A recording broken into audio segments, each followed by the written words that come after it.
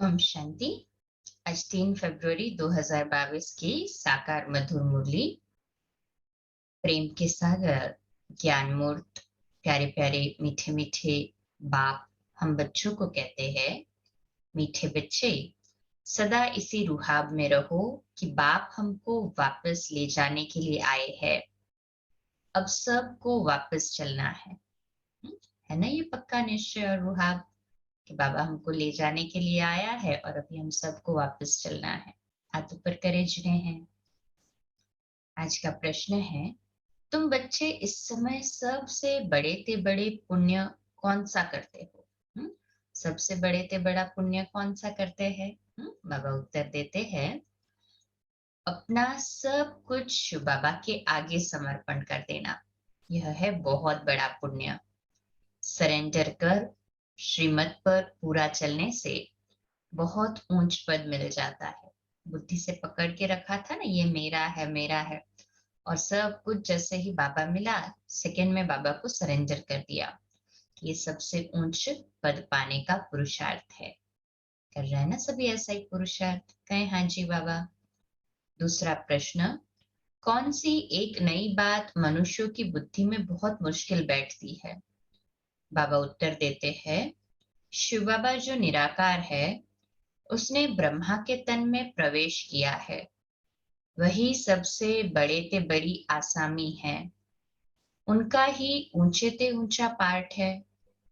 यह नई बात मनुष्य की बुद्धि में बहुत मुश्किल बैठती है। आज का गीत है, यह कौन आया आज सवेरे सवेरे। ओम शांति। शिव बाबा बैठकर अपने बच्चों को समझाते हैं। बच्चे तो समझ गए हैं कि शिव बाबा निराकार है और हम आत्माएं भी निराकार है। उनको ही बैठ समझाते हैं। यह युक्ति सिर्फ एक ही बाप के पास है।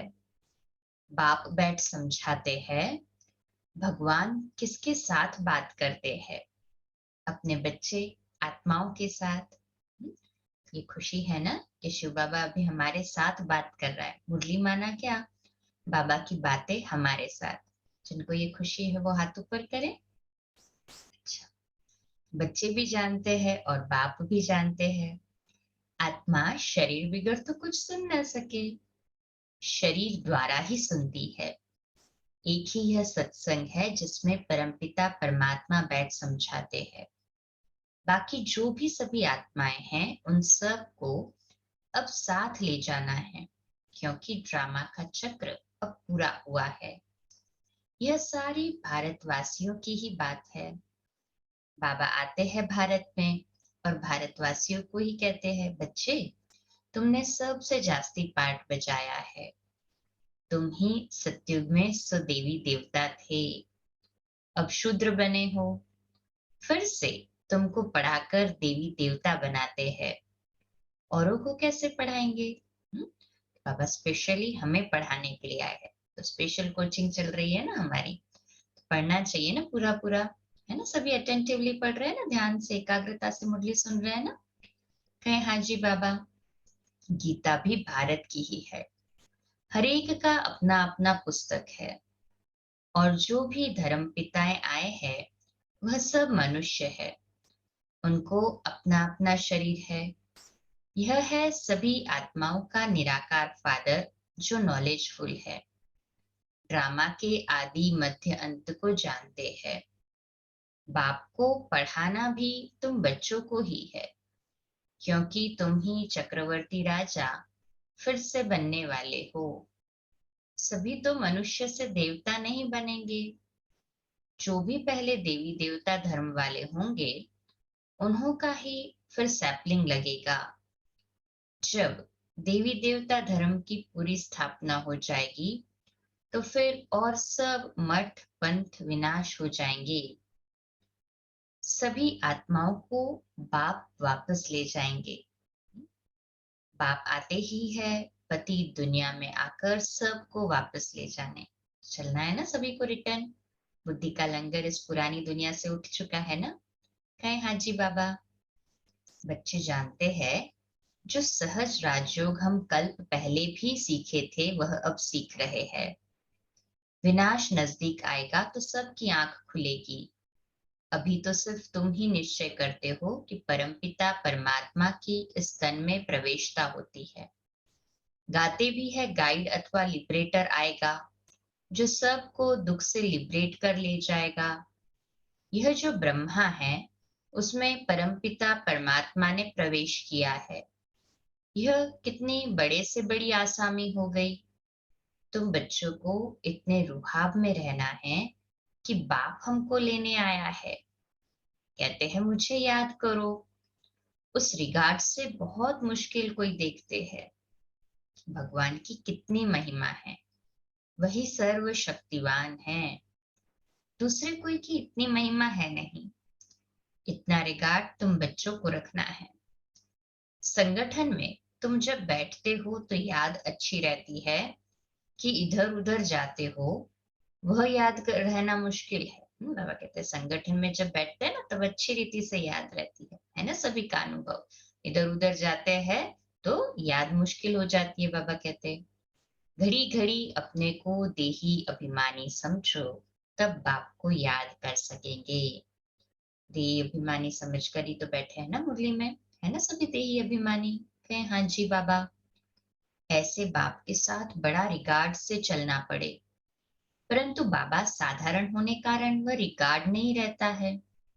समझते भी है कि बाबा कालों का काल है। यह शिव बाबा जिसको तुम बाप दादा कहते हो, यह सबको साथ ले जाएगा। बाबा को ऊंचे ते ऊंचा पाठ मिला हुआ है जिसको सारी दुनिया याद करती है। आत्मा क्या चीज है यह कोई और बता न सके। कहते हैं लिंग है, पूजा तो शिवलिंग की होती है ना। हम ही लिखते हैं ज्योतिर्लिंगम, परंतु वास्तव में इतना बड़ा है नहीं। यह तो स्टार मिसल है, इनमें ही सारा पार्ट भरा हुआ है। यह भी किसकी बुद्धि में नहीं आएगा। जब सुनेंगे आत्मा स्टार है, परमात्मा भी स्टार है, तो वंडर खाएंगे कि कितना वह ताकतवान इसमें प्रवेश होता है जो पूरे 84 जन्म लेते हैं। उसमें बैठ सारी नॉलेज देते हैं कि तुम आत्मा हो, तुम्हारे 84 जन्म अब पूरे हुए हैं। अब मुझे याद करो तो विकर्म विनाश होंगे, है ना सभी को निश्चय। बाबा की याद से ही हमारे विकर्म विनाश होते हैं। कहे हाँ जी बाबा। अभी तुम बच्चों को ख्याल में आता है कि आत्मा कितनी छोटी बिंदी है। उसमें 84 जन्मों का पार्ट है जो अपने समय पर एक्यूरेट रिपीट करना ही है। परंतु शिव बाबा का सबसे ऊंचे ते ऊंचा पार्ट है। जैसे ड्रामा में राजा रानी को ऊंचा पार्ट मिलता है, यह भी बना बनाया ड्रामा है जो रिपीट होता ही रहता है। और तुम बच्चे यह भी जानते हो, तो ऊंचे ते ऊंचे बाप को ऊंचे ते ऊंचा पार्ट मिला हुआ है। जानते हैं ना सभी। कहे हाँ जी बाबा। तुम्हें भी सारे बेहद का ड्रामा बुद्धि में है। बाबा सुप्रीम सोल कैसे साधारण तन में प्रवेश करते हैं। शास्त्रों में तो अर्जुन का रथ घोड़ा गाड़ी बना दिया है। रथ का अर्थ कितना बड़ा है। यह है उनका रथ। परमपिता परमात्मा खुद कहते हैं मैं इनमें प्रवेश कर तुमको सभी बातें समझाता हूँ। यह ज्ञान की बातें कोई शास्त्र आदि में नहीं है। शिव बाबा ने ब्रह्मा तन में प्रवेश किया है ना निश्चय सभी को। कहे हाँ जी बाबा। यह बिल्कुल नई बात होने के कारण किसकी बुद्धि में बैठता नहीं है। अब बाप कहते हैं बच्चे देही अभिमानी बनो। अब तुमको परमपिता परमात्मा पढ़ाते हैं, उनको ही याद करना है। वह इस तन में बैठे हैं। इनको तुम दादा कहते थे, यह बाप दादा दोनों कंबाइंड है। तुम बाप दादा कह बुलाते हो ना, पहले बाप फिर दादा, फिर ये तुम्हारी माँ भी है। यह गुह्य बातें समझाते हैं। यह ब्रह्मपुत्रा नदी, यह सागर नहीं है। ब्रह्मा बाबा सागर नहीं है, ब्रह्मपुत्रा नदी है। बड़े ते बड़ी नदी इनको कहेंगे। फिर है सरस्वती। तुम हो ज्ञान सागर से निकली हुई ज्ञान गंगाएं। है ना, हम सभी ज्ञान गंगाएं। कहे हाँ जी बाबा। उन्होंने फिर वो चित्र बना दिया है। ब्रह्मपुत्रा कहाँ से निकली, यह उन्हों को क्या पता। फिर सिंध सरस्वती का भी नाम है। कुछ न कुछ थोड़ा बहुत शास्त्रों में है। आत्मा ही पावन, आत्मा ही पतित बनती है ना। शरीर के लिए नहीं कहा जाता है, आत्मा के लिए कहते हैं। इस समय प्राय सभी पतित है। शरीर तो किसका पवित्र नहीं है, सभी पाप आत्मा है। सबसे जास्ती पुण्य आत्मा तुम बनते हो। सब कुछ शिव बाबा को सरेंडर करते हो। किया है सभी ने शिव बाबा को सब सरेंडर। जो समझते हैं हमने सब बाबा को सरेंडर कर दिया, वो हाथ ऊपर करें। अच्छा, ऐसे बहुत होते हैं जो एक एक चीज सरेंडर कराते हैं। लोभ को सरेंडर करो, फलानी चीज छोड़ो। यहाँ तुम जब बाबा के बने तो सब कुछ बाप को सरेंडर करते हो। बाप फिर एवजा देते हैं। जो जितना श्रीमत पर चलते हैं, सरेंडर करते हैं, उतना उनको दर्जा मिलता है। मुख्य है शिव बाबा को याद करना। शिव बाबा यहाँ आते हैं पढ़ाने। सारा दिन तो इसमें नहीं बैठ जाएगा ना, सेकंड की बात है। तुम याद करो और आ जाएगा। तुम समझते होगे कि बाबा सदैव यहाँ है, परंतु यह खुद ही भूल जाते हैं। इस समय बाप खुद कहते हैं, मैं तो सबको लेने आया हूँ। विवेक भी कहता है कि विनाश तो जरूर होना है। अब तो बहुत मनुष्य हो गए हैं, विनाश की खूब तैयारियां हो रही है, यह भी तुम जानते हो। बाकी और भल कहते हैं विनाश होगा, परंतु उसके बाद क्या होगा यह नहीं जानते। तुम्हारे में भी नंबरवार जानते हैं कि बाबा आया है, राजधानी स्थापन हो रही है। जानते हैं ना सभी, पूरा पूरा निश्चय है ना कि बाबा राजधानी स्थापन करने आया है। कहे हाँ जी बाबा। हम भी बाबा के साथ सर्विस में मददगार है। कांटों को फूल बना रहे हैं। भक्ति मार्ग वाले तो बाप को जानते ही नहीं। अगर कहे कि शास्त्र पढ़ने से परमात्मा से मिलने का रास्ता मिलता है, तो पहुंच जाने चाहिए ना। परंतु बाप कहते हैं वापस कोई भी परम धाम गया ही नहीं है। कई समझते हैं नई दुनिया फिर नए सिर उत्पन्न होगी। अनेक दुनिया में मत मतांतर है। बाप कहते हैं यह सब असत्य है। सत्य तो एक सत्य बाप ही आकर समझाते हैं ना, मैं अभी। कहे हाँ जी बाबा। सत्य बोलने वाला एक ही बाप है। कहते हैं सत्य श्री अकाल मूर्त। सभी आत्माएं अकाल मूर्त है, तो सत्य श्री अकाल एक है। बाकी सब है असत अर्थात झूठ। सत्य ज्ञान की बातों के लिए कहा जाता है। सत्य किसे कहेंगे, बाबा कहते हैं तो ज्ञान की बातों के लिए।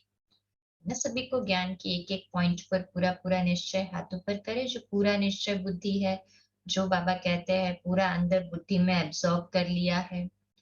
ईश्वर के लिए जो ज्ञान देते हैं वह सब झूठ है। गॉडली नॉलेज एक गॉड ही आकर देते हैं। तुम बच्चों को याद रखना है कि यह ड्रामा पूरा होता है, अभी हमको वापस जाना है। जैसे नाटक की जब पिछाड़ी होती है तो एक्टर्स समझते हैं अब नाटक पूरा होगा, हम सब घर जाएंगे। हम सब एक्टर्स हैं तो हमको भी नॉलेज का पता होना चाहिए कि अब बाकी थोड़ा समय है। बाबा आया है, हम सभी आत्माओं को ले जाएगा, परंतु कब ले जाएगा यह नहीं बताते, क्योंकि ड्रामा है ना। अचानक ही सब कुछ होता रहेगा। जितना हो सके औरों को भी यह समझानी देनी है, डबल अंडरलाइन। जितना हो सके औरों को ये समझानी हमें देते ही चलना है कि अचानक ही कुछ सब कुछ होगा। हाँ, तो अपने को आत्मा समझ के परमात्मा को याद करो। परमात्मा अभी हमें सत्य ज्ञान दे रहे हैं, ये समझाते चलो। वो इतना नहीं समझते कि यह राइट है, परंतु कहने वाला जरूर समझते हैं। तब तो कहते हैं तुम बच्चों को समझाना है। हद के बाप से तो जन्म जन्मांतर वर्षा लेते आए हैं, अब बेहद के बाप से वर्षा लो। तीर उन्हों को लगेगा जिन्होंने कल्प पहले लिया होगा। तुम बच्चे घड़ी घड़ी याद करो, तो अब हमको शांति धाम घर में जाना है।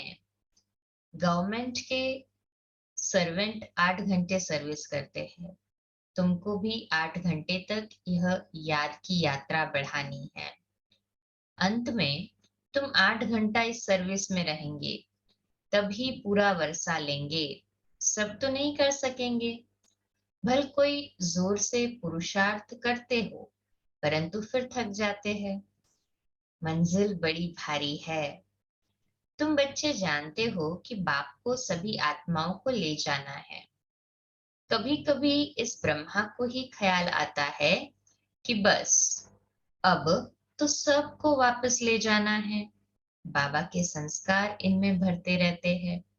इतना टाइम से ब्रह्मा बाबा शिव बाबा के साथ कंबाइन रहता है ना, कि ब्रह्मा बाबा के अंदर भी शिव बाबा के संस्कार भर जाते हैं। यह भी पुरुषार्थ ही तो है। अब खेल पूरा होता है, सबको वापस जाना है ना? सभी रेडी जाने के लिए। इस पुरानी दुनिया में कहीं दिल तो नहीं लगी हुई है, कोई चीज वस्तु व्यक्ति पदार्थ में। सेकंड में बाबा के पास पहुंच गए। इस शरीर से सेकंड में डिटैच होना, ये भी हमारी कला है, जो बाबा से बार बार नजदीकी महसूस कराती है ना? सभी का बुद्धि का लंगर यहाँ दुनिया से उठ चुका है ना? कहे हाँ जी बाबा। बाबा कहते हैं अब खेल पूरा होता है, सबको वापस जाना है। अगर यह भी कोई याद करे तो इनको कहा जाता है मन मना भव। तुम बच्चे अब सम्मुख बैठे हो, सम्मुख सुनने से जैसे छप जाता है। घड़ी घड़ी याद करते रहो, अब वापस जाना है। तुम्हारा अब मरने का, हाँ बाबा कहते तुम्हारा अब मरने का डर निकल गया। निकल गया है ना सभी के दिल से मरने का डर। अभी भी प्राण से तन प्राण, ये जो आत्मा है इस तन से निकल जाए तो भी रेडी है सभी। है सभी रेडी? मरने का डर पूरा निकल गया है। देही अभिमानी बन गए तो मरने का डर पूरा निकल गया होगा। कहे हाँ जी बाबा। मरने से कब हिचकिचाना नहीं है, देही अभिमानी बनना है। देही अभिमानी सर्विस अच्छी कर सकेंगे, ज्ञानी तो आत्मा चाहिए। प्रदर्शनी में ध्यानी की सर्विस नहीं, ज्ञानी चाहिए। ज्ञानी तो आत्मा ही प्रिय लगती है। अच्छा, मीठे मीठे सिकिलदे बच्चों प्रति माता पिता बाप दादा का याद प्यार और गुड मॉर्निंग। रूहानी बाप की रूहानी बच्चों को नमस्ते। हम रूहानी बच्चों की रूहानी माता पिता बाप दादा को याद प्यार गुड मॉर्निंग और नमस्ते। वाह बाबा वाह, शुक्रिया बाबा शुक्रिया। धारणा के लिए मुख्य सार है, पहली पॉइंट, नई राजधानी बनाने के लिए बाप की सर्विस में मददगार बनना है। कांटों को फूल बनाने की सेवा करनी है ना? सभी बाबा के मददगार कांटों को फूल बनाने में देते हैं ना अनेकों को ज्ञान। कहे हाँ जी बाबा। परंतु आज बाबा ने विशेष कहा है तो ध्यान देना है, टेंशन देना है। आज जिससे भी बात करो ना, उसको बाबा का संदेश दो, उसको बाबा के साथ जोड़ो। और बाबा का बच्चा है तो कोई ना कोई मुरली की पॉइंट एक सुनाओ या पूछो। ठीक है? दूसरा पॉइंट है, कम से कम 8 घंटा याद की यात्रा में रहने का अभ्यास करना है। मौत से हिचकिचाना नहीं है, क्योंकि बुद्धि में है अब घर जाना है। जिसकी बुद्धि में पक्का फिट है कि अब घर जाना है, वो हाथ ऊपर करे। अच्छा, आज का मीठा वरदान है, स्वयं को विशेष पाठधारी समझ साधारणता को समाप्त करने वाले परम व श्रेष्ठ भव। जैसे बाप परमात्मा है, वैसे विशेष पाठ बजाने वाले बच्चे भी हर बात में परम यानी श्रेष्ठ है।